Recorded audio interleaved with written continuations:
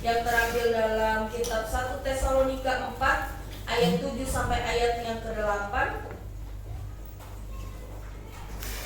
1 Tesalonika 4 ayat 7 sampai ayat yang ke-8. Kita akan membaca ayat ini bersama-sama. 1 Tesalonika 4 ayat 7 sampai ayat yang ke-8. 1, 2, 3. Allah memanggil kita bukan untuk melakukan apa yang cemar, melainkan apa yang kudus. Karena itu, siapa yang menolak ini bukanlah menolak manusia, melainkan menolak Allah yang telah memberikan juga Roh-Nya yang kudus kepada kamu. Tema kita 1 tahun ini adalah gereja yang berdampak. Untuk menjadi gereja yang berdampak, maka hidup kita harus ada dalam kekudusan. Bilang sama kanan kirinya, harus kudus. Bilang,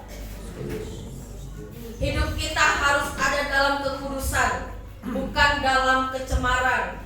Firman Tuhan di ayat yang ke-7 di situ menegaskan kepada kita semua, Allah memanggil kita bukan untuk melakukan yang cemar, melainkan apa yang kudus. Allah memilih kita, memanggil kita bukan untuk melakukan apa yang tidak baik, bukan untuk melakukan apa yang cemar, kata firman Tuhan, tapi apa yang kudus. Tuhan memilih engkau, Tuhan menyelamatkan engkau bukan lagi untuk melakukan dosa, tapi untuk melakukan apa yang kudus, yang berkenan kepada Bapa.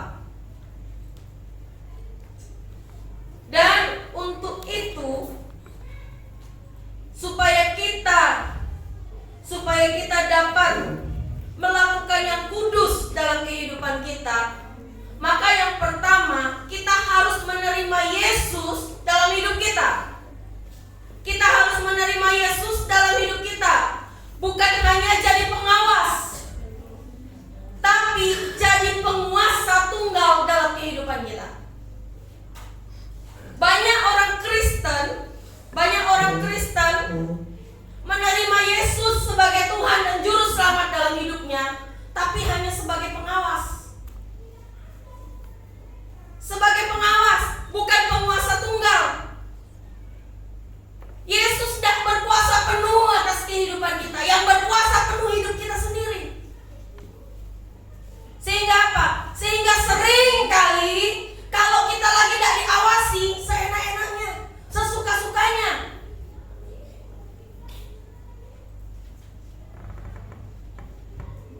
Makanya selalu pengen diawasin. Kalau ada mungkin rekan satu pelayanan, kalau ada mungkin satu jemaat, kalau ada mungkin bapak gembala, ibu gembala, baru hidupnya baik. Tapi kalau tidak ada, ya tidak baik. Kita menerima Yesus dalam hidup kita bukan jadi pengawas, tapi jadi penguasa tunggal dalam kehidupan kita.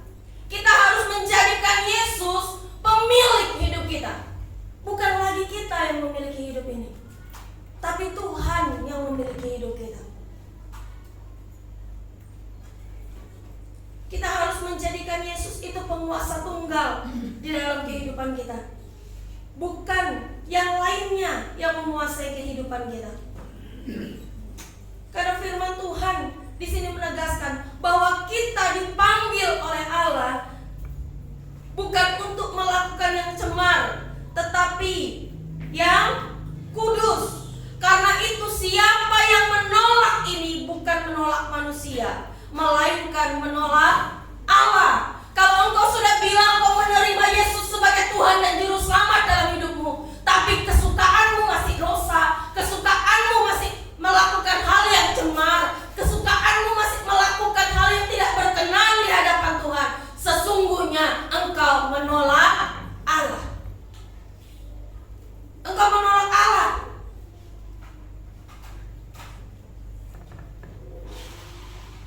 Engkau tidak sungguh-sungguh ikut Tuhan.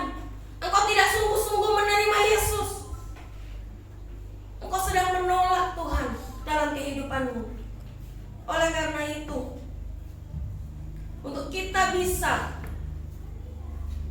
hidup dalam kekudusan, engkau harus menjadikan Yesus penguasa tunggal dalam kehidupanmu. Agar Yesus yang benar-benar berdaulat atas kehidupanmu. Agar Yesus yang benar-benar menguasai hidupmu. Karena ketika kita, firman Tuhan katakan, ketika aku di dalam kamu dan kamu di dalam aku, kata firman Tuhan. Ketika Tuhan ada di dalam kita, hidup kita itu penuh dengan kuasa.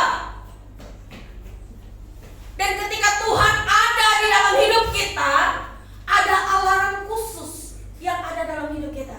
Sehingga ketika kita melakukan yang cemar, ketika kita melakukan hal yang tidak baik, ketika kita melakukan hal yang salah, hal yang tidak berkenan di hadapan Tuhan, alarmnya tuh bunyi loh. Salah. Jangan lakukan itu. Itu sudah menyimpang. Ke kanan, jangan ke kiri. Itu salah. Ketika kita menjadikan Yesus penguasa tunggal dalam hidup kita, Tuhan tuh kasih alarm khusus buat kita. Tuhan kasih kemampuan buat kita. Walaupun engkau bukan Tuhan, tapi Tuhan memampukan engkau. Untuk apa? Untuk hidup dalam kekudusan. Makanya firman Tuhan katakan, aku tidak pernah meninggalkan engkau seorang diri. Ketika Yesus naik ke surga, dia memberikan roh penolong buat kita semua. Siapa itu roh? Roh Kudus. Karena Tuhan tahu kalau kita sendiri kita tidak mampu, kalau kita sendiri kita tidak sanggup, kalau kita sendiri kita tidak akan bisa kuat. Makanya Tuhan memberikan Roh Kudus kepada kita untuk jadi alarm buat kita. Ketika kita salah, ketika kita menyimpang, ketika kita melakukan yang cemar, alarm itu akan berbunyi. Tapi sering kali anak-anak Tuhan sudah dikasih alarm, tapi mengabaikan. Ingat, kalau engkau mengabaikan alarm itu, engkau bukan menolak siapa-siapa, tapi engkau menolak Tuhan dalam kehidupanmu. Engkau menolak Tuhan dalam hidupmu.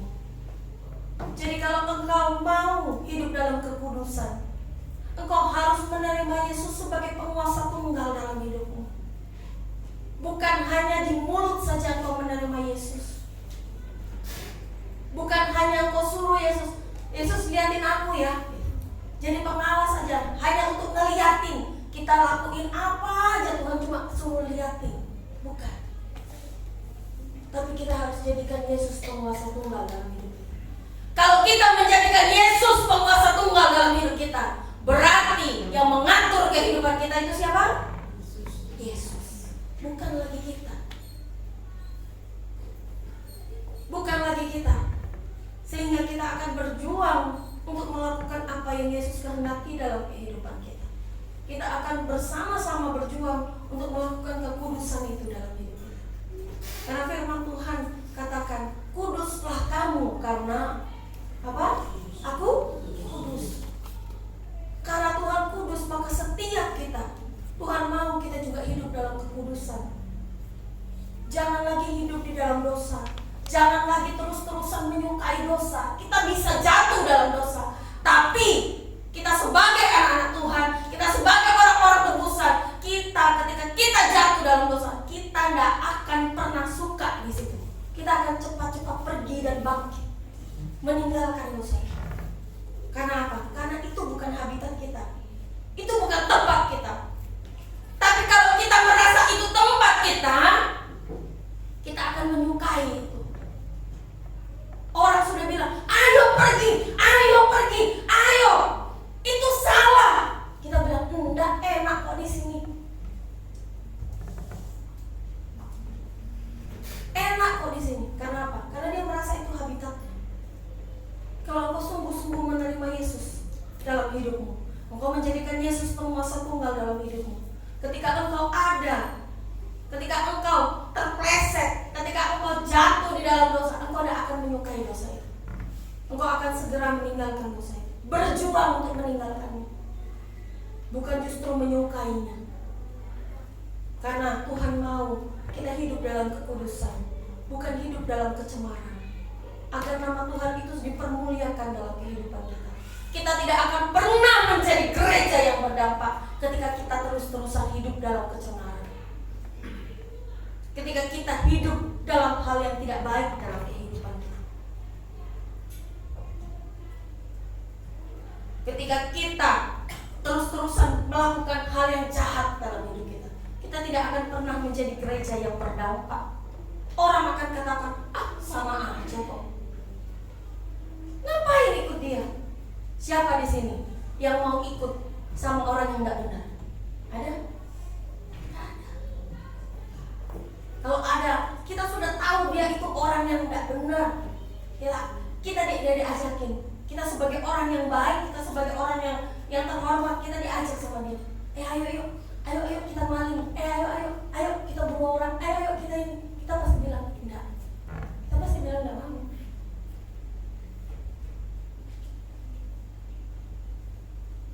Oleh karena itu, mari setiap kita jadikan Yesus penguasa tunggal dalam hidupmu. Jangan biarkan ada penguasa-penguasa yang lain dalam kehidupanmu. Biarkan Yesus yang memimpin kehidupanmu. Biarkan Yesus yang menuntun setiap langkah hidupmu. Biarkan Yesus yang memampukan engkau untuk engkau terus hidup dalam kemuliaannya. Amin. Jangan pernah ada penguasa-penguasa yang lain dalam hidup. Jangan biarkan itu. Karena ketika ada penguasa yang lain, Yesus akan mundur. Karena apa? Tuhan bilang, aku Allah yang pencemburu. Dia tidak mau didoakan. Ya udah, kalau kamu milih yang lain, aku mundur. Oleh karena itu, jangan biarkan ada penguasa-penguasa lain dalam hidup kita, tapi biarkan Yesus jadi satu-satunya penguasa tunggal dalam kehidupan kita. Kalau engkau masih menyimpan penguasa-penguasa lain dalam hidupmu yang menguasai hidupmu, sekarang tinggalkan itu, tanggalkan itu, buang itu. Karena tidak ada satu pribadi pun yang menjamin keselamatan kita selain Yesus. Dan di luar Yesus tidak ada keselamatan apapun. Oleh karena itu, engkau harus yakin dan percaya dan menjadikan Yesus penguasa tunggal dalam hidupmu. Jangan lirik kanan, jangan lirik kiri, jangan lirik-lirik yang lain. Cukup lihat Yesus, pandang Yesus dalam kehidupanmu, dalam kekristenanmu. Karena Dia satu-satunya Allah yang tidak pernah mengecewakan. Dia satu-satunya Allah yang benar dan yang hidup. Oleh karena itu, engkau harus menerima dan menjadikan Yesus sebagai penguasa tunggal dalam hidupmu. Dan yang kedua, supaya kita bisa hidup dalam kekudusan, maka jangan menjauhkan diri dari kasih karunia Allah. Untuk kita bisa hidup dalam kekudusan, jangan pernah engkau menjauhkan diri dari kasih karunia Allah. Kita buka bersama-sama dalam Ibrani 12 ayat yang ke-15.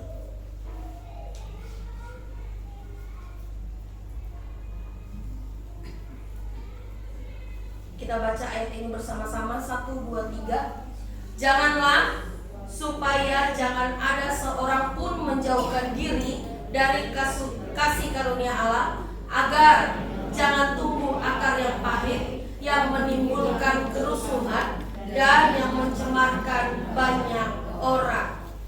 Firman Tuhan di sini menegaskan kepada kita semua, jagalah supaya jangan ada seorang pun menjauhkan diri dari kasih karunia Allah. Kita jangan pernah menjauhkan diri dari Allah. Kita jangan pernah meninggalkan Tuhan dalam kehidupan kita. Ketika engkau sudah diselamatkan, jangan sekali-kali engkau meninggalkan Tuhan dalam hidup. Itu maksudnya. Tuhan mau kita selalu mendekatkan diri kepada Tuhan. Karena ketika kita jauh dari Tuhan, pasti kita mudah tercemar. Pasti kita mudah tercemar. Karena ketika kita jauh dari Tuhan, kita kehilangan perlindungan dari Tuhan. Kehilangan perlindungan dari Tuhan. Makanya kita akan mudah tercemar karena kehilangan perlindungan yang dari Tuhan. Sehingga kita gampang sakit hati, gampang dendam, gampang melakukan hal-hal yang jahat. Karena apa? Karena tidak ada perlindungan dalam hidup kita. Oleh karena itu, jangan pernah engkau menjauhkan diri dari Tuhan, dari persekutuan-persekutuan, dari saat teduhmu. Saat teduh itu sangat penting buat kehidupan kita. Karena firman Tuhan berkata, renungkanlah firman itu siang dan malam.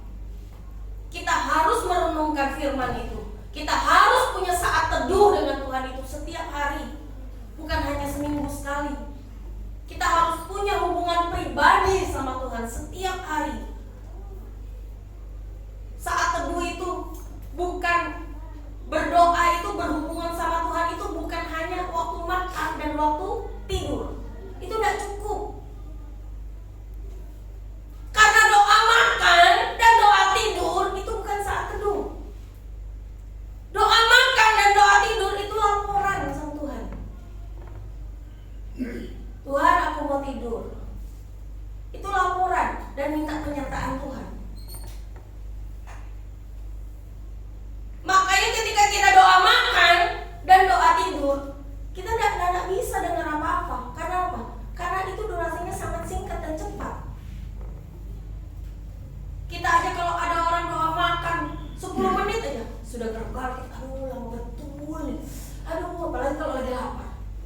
Semua yang didoakan. Kapan aminnya? Mulai ngintip-ngintip. Aduh, kok udah selesai ya.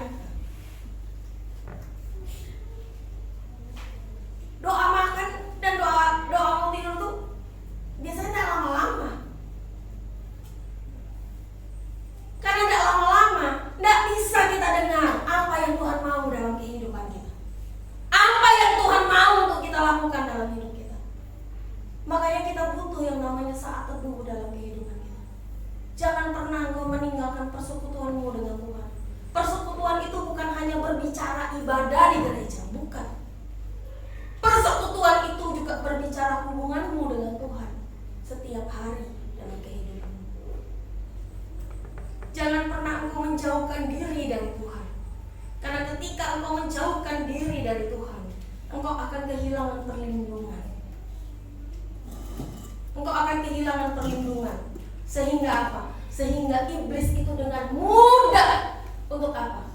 Untuk mengakses kehidupan kita. Iblis itu dengan mudah untuk masuk dalam kehidupan kita dan menguasai kita. Karena apa? Tidak ada perlindungan.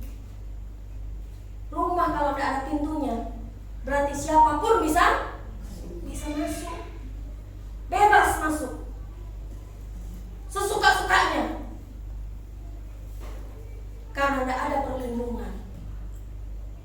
Begitu juga dengan kehidupan kita.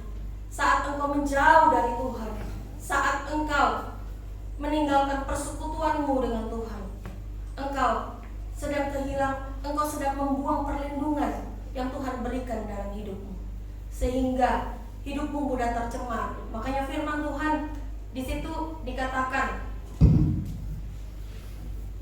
agar jangan tumbuh akar pahit.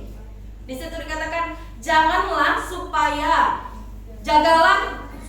jangan ada seorang pun menjauhkan diri dari kasih karunia, agar jangan tumbuh akar yang pahit yang menimbulkan kerusuhan dan mencemarkan banyak orang.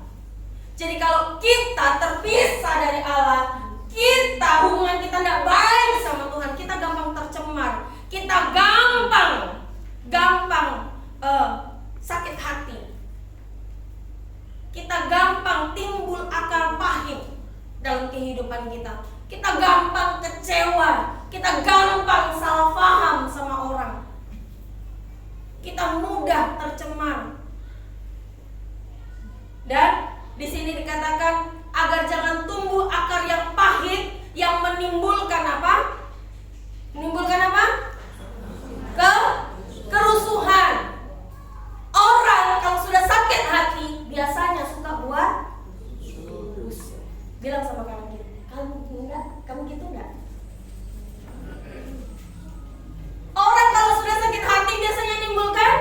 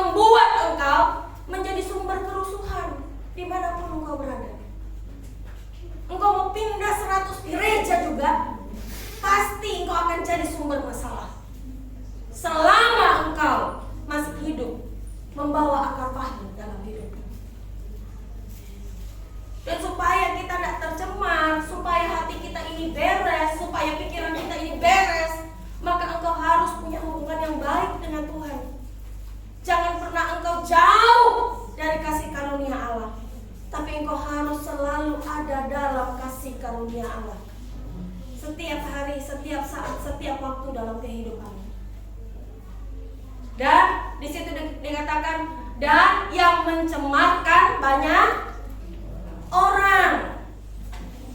Biasanya kalau orang sudah sakit hati, berusaha ngajakin orang lain. Betul enggak?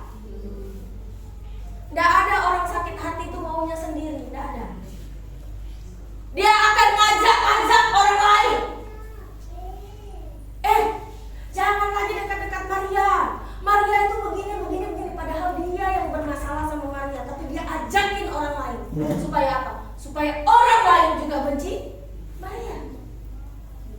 Jangan lagi sama Maria. Aduh, Maria itu enggak benar. Udah ayo, enggak usah dekat-dekat dia. Udah, enggak usah berteman lagi sama dia. Dia aja dia sendiri. Itu orang kalau sudah sakit hati. Betul enggak? Betul enggak firman Tuhan? Betul. Yang mencemarkan banyak orang. Yang tadinya kita enggak kenapa-kenapa sama Maria, kita juga ikut jauhin Maria. Kita juga ikut benci sama Maria. Kita juga ikut kesal sama Maria. Karena kenapa? Karena diajak-ajakin. Karena dicemari.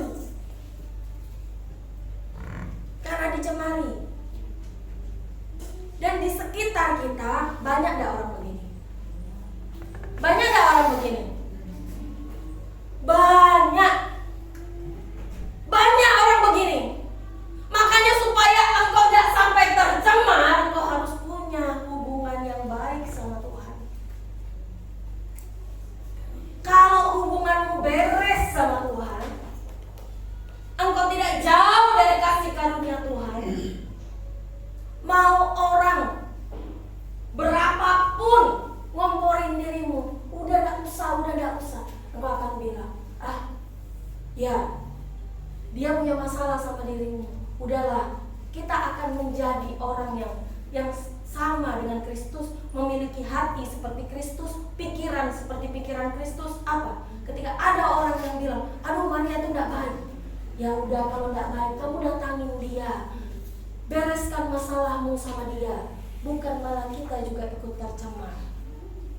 Kalau engkau punya hubungan yang baik sama Tuhan, engkau akan bisa selalu berpikir positif dalam kehidupan tentang siapapun itu. Sejelek apapun dia, sejahat apapun dia, engkau akan tetap bisa berpikir positif tentang orang itu. Bukan justru engkau ikut tercemar. Oleh karena itu, jangan pernah menjauhkan diri dari kasih karunia Allah. Selagi engkau masih ada, selagi engkau masih hidup, selagi Tuhan masih memberikan kesempatan, jangan pernah menjauhkan diri dari kasih karunia Allah. Jangan pernah menjauhkan diri dari persekutuanmu dengan Tuhan. Karena persekutuanmu dengan Tuhan itu akan membuat engkau kuat. Persekutuanmu dengan Tuhan itu akan membuat engkau selalu terkoneksi sama Tuhan, terhubung sama Tuhan. Dan kalau engkau terhubung sama Tuhan, maka engkau akan mengerti apa yang Tuhan mau dalam kehidupan. Engkau akan mengerti apa yang Tuhan kehendaki dalam hidupmu. Karena ketika kita jauh dari Tuhan, kita sedang membuang perlindungan yang ada dalam hidup kita. Sama kayak laptop kalau tidak ada antivirus, virus manapun bisa gampang masuk, iya kan? Makanya harus dikasih perlindungan antivirus. Supaya apa? Supaya aman. Karena apa? Karena di luar sana banyak yang menciptakan virus. Begitu juga dengan kehidupan kita.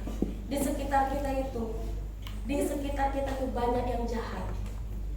Supaya kita tidak tercemar, maka engkau jangan pernah menjauhkan diri dari persekutuanmu dengan Tuhan.